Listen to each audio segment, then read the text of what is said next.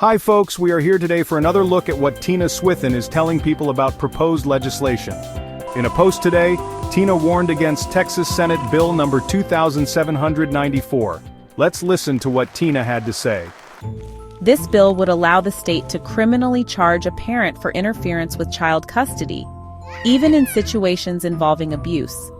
Protective mothers will face jail time for trying to keep their children safe. This is terrifying. It targets survivors of abuse and could weaponize the legal system against them. Take action.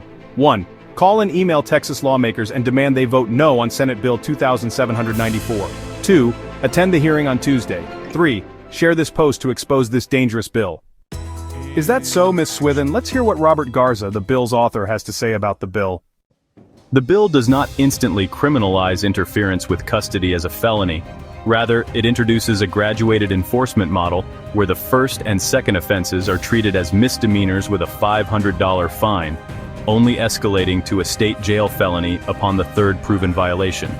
This tiered structure ensures that protective actions taken in legitimate emergencies are not unfairly punished, while establishing meaningful consequences for those who repeatedly violate custody orders in bad faith.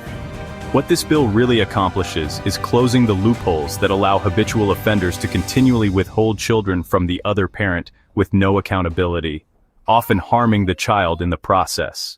Judges still retain discretion to consider evidence of abuse or threats when assessing each violation, ensuring that protective parents acting in good faith are not criminalized.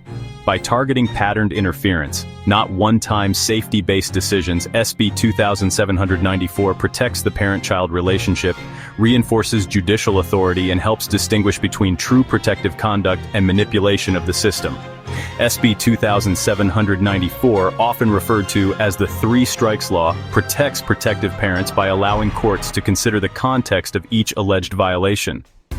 Criminal court judges retain discretion to determine whether a parent's actions were made in good faith during emergencies or out of malice to interfere with custody. The bill does not punish parents acting to protect children from imminent danger.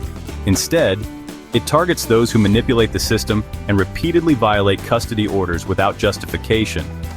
By holding repeat offenders accountable while preserving judicial discretion, this bill creates a fair, enforceable structure that prioritizes the best interest of the child. Ms. Swithin, are we talking about the same bill? Does it really target survivors of abuse and weaponize the legal system against them? Before you declare a crisis for protective moms, maybe some fact-checking should be done. What's the takeaway, folks? Don't rush to conclusions about legislation without reading the text and listening to all perspectives about the bill so that you can make informed decisions.